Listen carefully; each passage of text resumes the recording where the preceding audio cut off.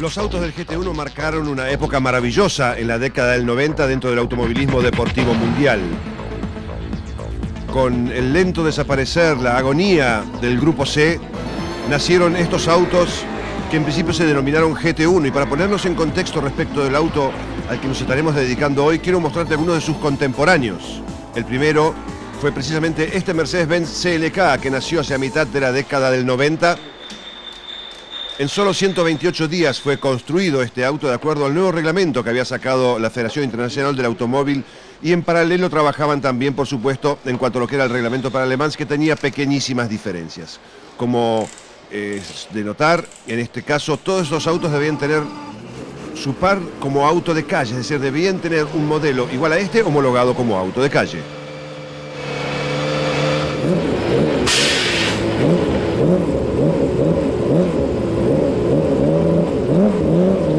Dicho esto, Mercedes fue el primero que apareció con el CLK GTR, este auto precisamente, con, entre otros pilotos, Bernd Schneider, Alexander Wurz, hombres que desde muy jóvenes sabían lo que era manejar mucha potencia.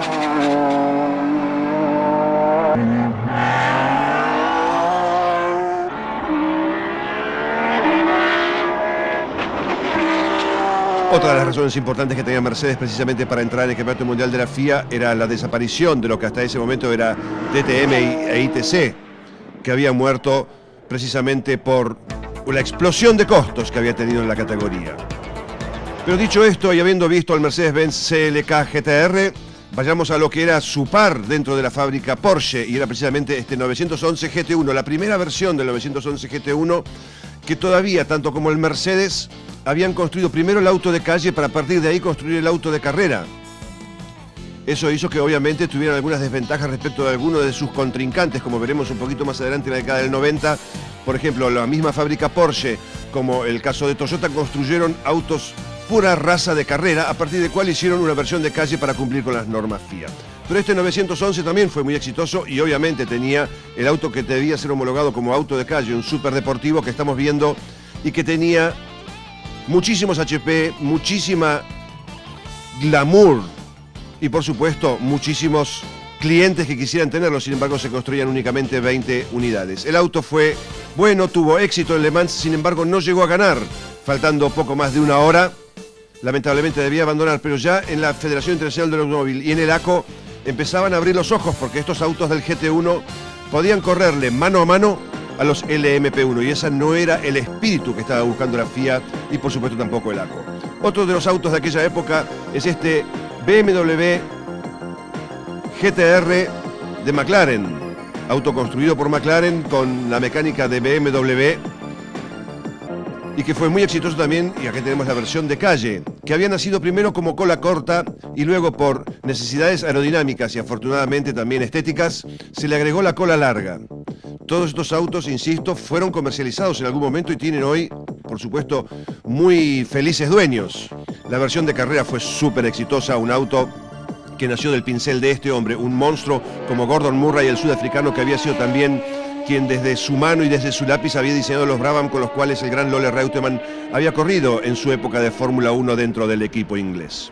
El McLaren BMW se construyó no solamente para correr en el GT1 y correr, por supuesto, las 24 horas de Le Mans, donde fue súper exitoso, sino también en otras categorías del GT, como en la BPR, en donde tuvo muchísimos éxitos. Pero lamentablemente todos estos autos hacia fines de la década del 90 murieron porque cambió nuevamente el reglamento, pero mientras tanto podíamos, por supuesto, disfrutar de lo que eran estos autos realmente espectaculares, muy cercanos, por lo menos estéticamente, al auto de calle, pero muy veloces, al punto que, insisto, le hacían paroli a los LMP1 sin ningún problema.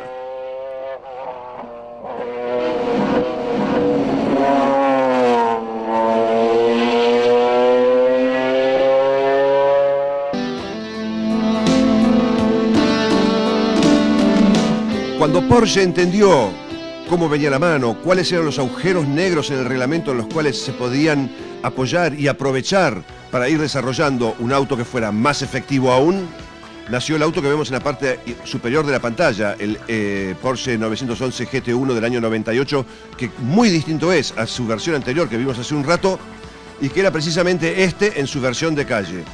poco menos que una nave espacial. Un auto que obviamente estaba homologado para andar por la calle con algunas diferencias muy sutiles respecto del auto de carrera, pero que no dejaba de ser un superdeportivo. Época de oro de los superdeportivos corriendo dentro del Mundial del GT, esta época de los años 90, y por supuesto aquí está la versión de carrera que fue tan exitosa en Le Mans y que, insisto, le hizo la vida imposible a los LMP1, a los prototipos que se desarrollaban específicamente para correr estas carreras, y que, bueno, lamentablemente por esa razón y por otras razones políticas que tienen que ver seguramente con la influencia de Bernie Ecclestone en la FIA y su protección hacia la Fórmula 1, hicieron que estos autos, lamentablemente hacia fines de la década del 90, pasaran a formar parte de los museos o correr en algunas categorías de poco interés internacional. Y todo esto nos lleva a ver cuáles eran los autos que corrían en Le Mans en esa década del 90. Como te dije, los que vimos hasta aquí, pero había otros contrincantes más muy importantes que le daban color a esa categoría. Y uno de ellos es este Toyota TS020, el cual estaremos viendo hoy, el Mercedes-Benz CLK GTR, ya aquí en su evolución del año 97, los impactantes Nissan R390, que habían cometido también, entre comillas, el error de construir el auto muy cercano a lo que era su auto de calle, su hermano de calle, y obviamente perdían muchísimo respecto a los fabricantes que habían aprovechado el reglamento hasta el último agujero negro, como me gusta llamarle a mí, la versión particular del Porsche 911 GTR, del Porsche 911 GT1 y los dos Toyota, de los cuales estaremos ocupando en nuestro programa del día de hoy.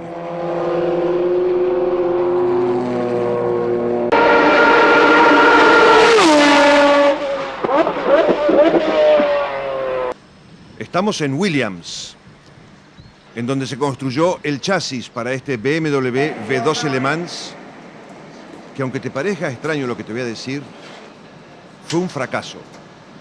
El auto no llegó a ser competitivo dentro de su categoría, no llegó a ser competitivo en Le Mans, y después de las 24 horas de Le Mans del año 1998, BMW vendió los dos autos que se habían construido a dos equipos particulares y arrancaron con el BMW V12 LMR, que sería el que ganaría las 24 horas de Le Mans del año 1999. Pero aún las historias de los fracasos son interesantes para que podamos aprender, para que podamos meternos dentro de la tecnología de estos autos realmente fantásticos. El problema concreto que tuvieron estos autos fue que los tests se hicieron todos tanto finalizando el invierno y en el otoño europeo, y la carrera se corrió en pleno verano, y el auto tuvo serios problemas de temperatura, de enfriamiento, y tuvieron que abandonar rápidamente. Antes de la vuelta 60 los dos autos abandonaban Le Mans 98 por unas vibraciones extrañas que después se dieron cuenta que tenían que ver con una parte aerodinámica, pero fundamentalmente con problemas de temperatura. Pero ya salíamos de lo que era el túnel de viento, que quería mostrarte un poquitito la cocina, y BMW Motorsport iba a Paul Ricard a hacer las pruebas previas a lo que sería la preclasificación de este auto. Iban a poner por primera vez en pista a este BMW V12 Le Mans, que, insisto, su evolución, el LMR, que te voy a mostrar en un par de semanas seguramente, ganaría las 24 horas de Le Mans del año 1999 después de una durísima, encarnizada batalla con el Toyota TS020, evolución del que vimos en el primer bloque de nuestro programa del día de hoy. Como ves, están terminando de armar el auto en los boxes de Paul Ricard. Faltaban un par de semanas para lo que sería la preclasificación a Le Mans, y ahí está Hans-Joachim Stuck, que precisamente esta semana cumplió 63 años.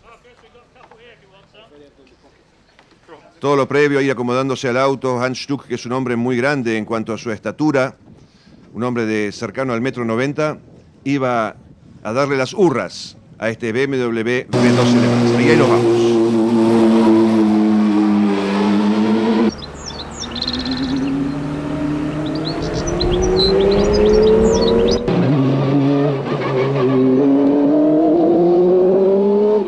Estos tests sirven para asegurarse de que no hay pérdidas de ningún fluido, que el auto frena, que el auto dobla, que hace todo más o menos bien, y a partir de acá se empieza a trabajar en lo fino.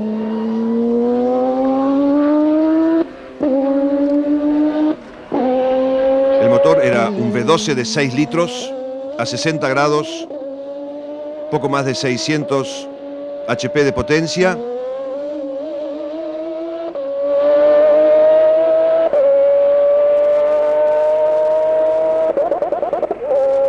y el corte que agarraba cuando se pasaba de revoluciones. Por supuesto, las paradas y volver a salir y demás de estas pruebas son absolutamente lógicas, porque en definitiva estamos tratando de poner el auto a punto.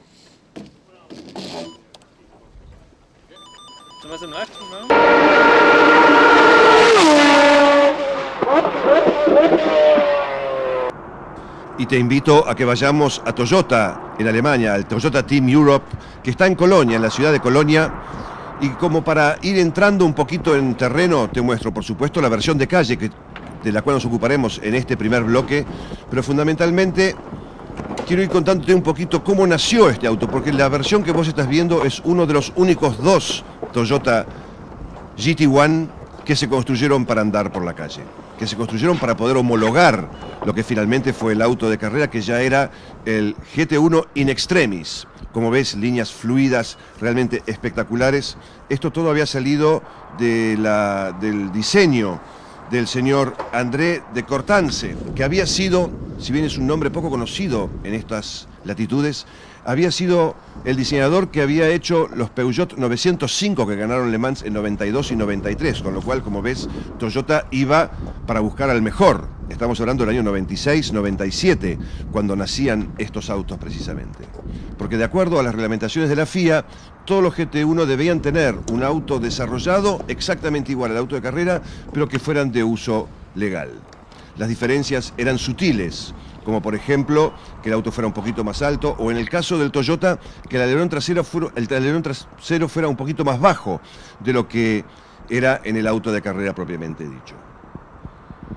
Insisto, se construyeron únicamente dos de estas unidades, y entre otras cosas, por ejemplo, para que vos veas cómo los fabricantes utilizaban al máximo los agujeros negros o no especificados del reglamento, el reglamento de esta categoría decía que estos autos en su versión de calle debían tener un maletero, un lugar donde guardar una maleta, que obviamente en un auto de carrera no existe.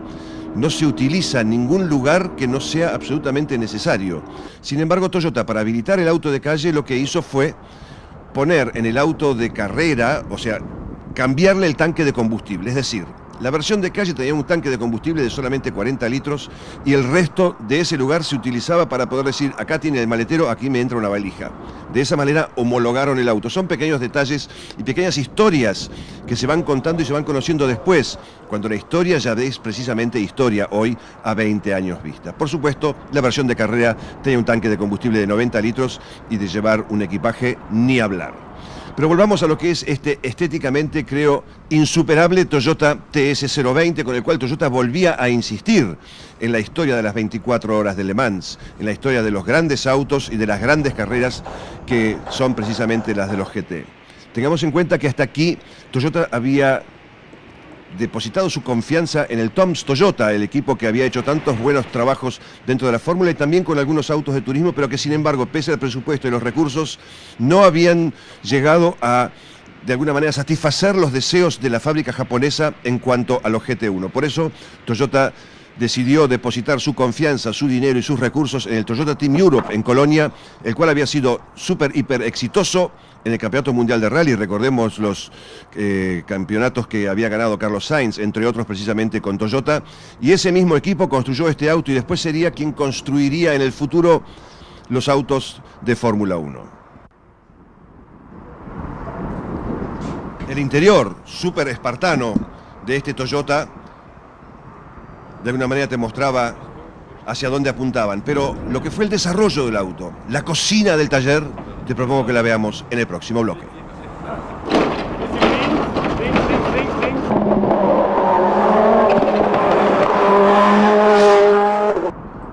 Y estamos en Toyota nuevamente, en la casa central. Te voy a mostrar la cocina, pero antes te invito a que vayamos a ver precisamente el banco de pruebas en el cual están probando ya en este momento el motor del Toyota TS020.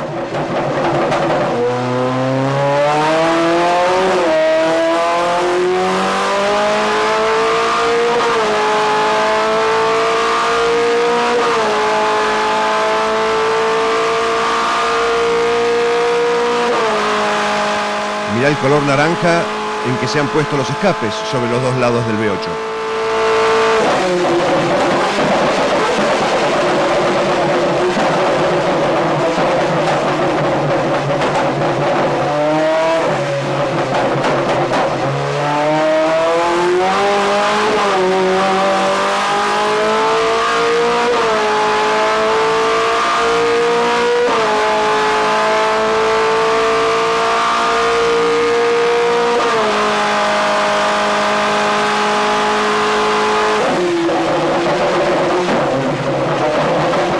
Estas pruebas de resistencia se hacen con estos motores porque obviamente si en carrera tienen que durar 24 horas, el estrés también tienen que soportarlo en el banco de pruebas. E iremos viendo, mientras vamos viendo el armado del auto, iremos entrando en distintos momentos sobre el banco de pruebas como para que puedas ir viéndolo. Pero vayamos viendo en detalle a esta joya, absolutamente joya de la corona, podría decir, de este Toyota TS020, con el cual Toyota iba a tratar de conquistar Le Mans, algo que hasta hoy, en el año 2014, increíblemente no han logrado. Toyota se había tomado como año sabático el 97, viendo cómo era el desarrollo de las demás grandes marcas europeas en cuanto a los GT1, y habiendo explorado el reglamento hasta el último resquicio, decidieron construir en el 97 para el 98 precisamente este auto. Estamos viendo la versión del año 99, ya cuando habían corrido el primer año, y en este caso se iban a presentar en Le Mans con 3 autos. El auto, como te dije, había salido del diseño de un diseñador francés que había construido precisamente el Peugeot 905 que ganó Le Mans en el 92 y en el 93, André de Cortance, un nombre poco conocido por nosotros, pero sin duda súper exitoso. Este fue el auto más extremo que se construyó para la categoría del GT1. Un arma letal, te diría, y nos corrió en el año 98 y en el año 99. Te voy a ir dando algunos datos como para que vayamos poniéndonos en tema mientras vamos viendo estas imágenes realmente maravillosas y de que hasta qué punto se había involucrado Toyota para ganar esta carrera tan importante con un auto, insisto, que por lo menos desde mi punto de vista fue el mejor de su generación y sin embargo no pudo quedarse con la gloria de Le Mans. El monocasco era de fibra de carbono y aluminio, un desarrollo de Toyota y de Dallara. El motor era central, tracción trasera y el nombre del motor interno era R36B. Era un V8 con un doble turbo Garrett, 3.578 centímetros cúbicos, con 86 por 77 de diámetro por carrera en cada uno de los cilindros, 600 HP a 6.000 RPM, y creo que todos aquellos que tienen un poquito de idea técnica cuando vean estas imágenes se deben estar volviendo locos. 649 Nm de torque a 6.000 revoluciones por minuto. Mientras vamos viendo las entrañas del taller del Toyota Team Europe en Colonia, en Alemania, la caja era un desarrollo del Toyota Team Europe, una secuencial de 6 velocidades, mientras que el embrague era un Sachs multidisco de carbono. La suspensión era de doble brazo oscilante con una varilla de empuje. Los frenos eran de discos ventilados de carbono con calipers de 6 pistones. Y volvemos nuevamente, ya mismo, te invito a que vayamos ya mismo nuevamente al banco de pruebas.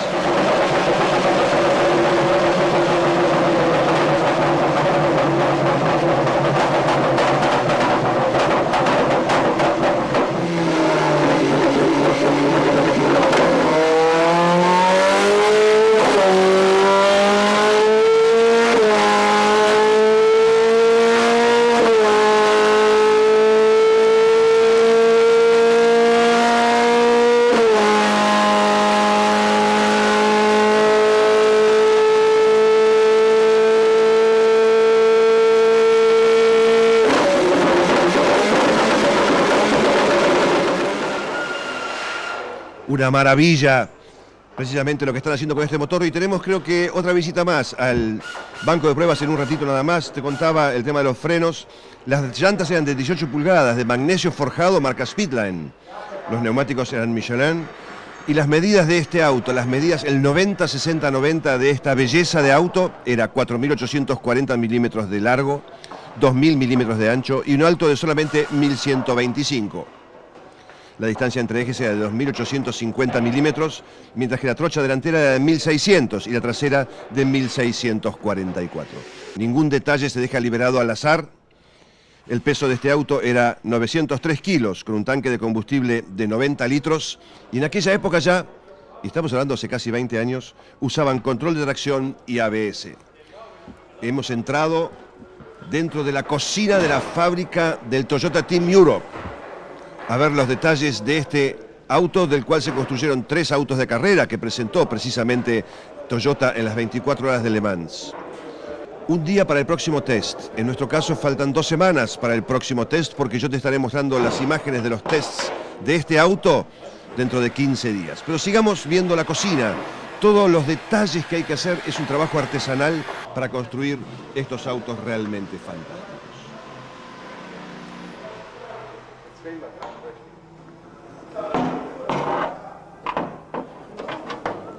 Como te decía, Toyota presentó 3 tripulaciones para correr las 24 horas de Le Mans,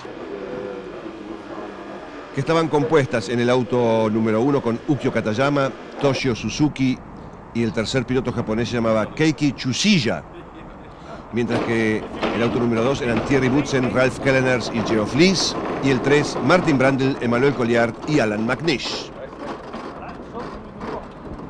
Llega el momento de ir cargando el auto precisamente en el camión, pero nosotros damos otra vueltita por el banco de pruebas. ¿Te parece? Mientras los muchachos cargan el auto, nosotros vamos a ver nuevamente cómo va la prueba de este V8 que Toyota presentaba en esta cosa.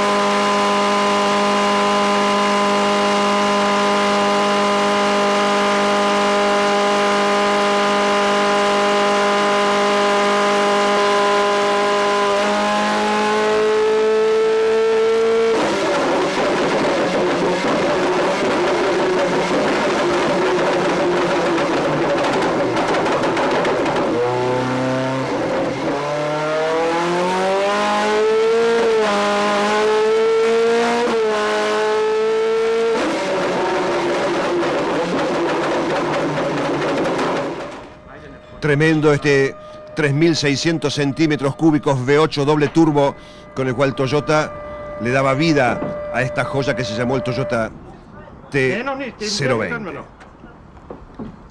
Están cargando el auto en el camión. Nos vamos a ir a las pruebas en Spa, que veremos próximamente en Power Sport, con lujo de detalles, como para volver a ver nuevamente algunos detalles del armado, pero fundamentalmente para ver cómo fue desarrollando Toyota este auto, que en el caso del año 99 le corrió mano a mano al BMW V12 Le Mans, que era un prototipo de la LMP1, es decir, una categoría superior a esta, y sin embargo estos autos le corrían y le ganaban y les ponían la suficiente presión como para hacerlos romper o cometer errores. Sin embargo, faltando muy poquito, como tantas veces lamentablemente le ha pasado a Toyota en Le Mans, faltando muy poquito, se quedaron con las ganas y tuvieron que ver cómo otro se subía al podio en lo más alto. El Toyota fue el gran protagonista de nuestro programa del día de hoy. Tengo más, muchísimo más para compartir contigo de este auto, que insisto, fue la versión extrema de un GT1, fue la versión mejor lograda de un GT1 y que sin embargo nunca pudo estar en lo más alto del podio en las prestigiosas 24 horas. Se va el camión a Spa y nosotros en poquitos días más estaremos con ellos compartiendo precisamente esas pruebas. Con el agradecimiento de cada semana, te convoco para que dentro de 7 días nuevamente volvamos a compartir aquí en el Garage TV lo mejor del automovilismo deportivo, lo mejor de la industria automotriz, todo aquello que nos convoca semana a semana. El Ciervo, aquel que le diera el nombre a la famosa S del Ciervo, primera curva del Autódromo de la Ciudad de Buenos Aires, quedará atrás mío y nosotros nos volveremos a encontrar aquí dentro de 7 días nada más. Chau y hasta la semana que viene.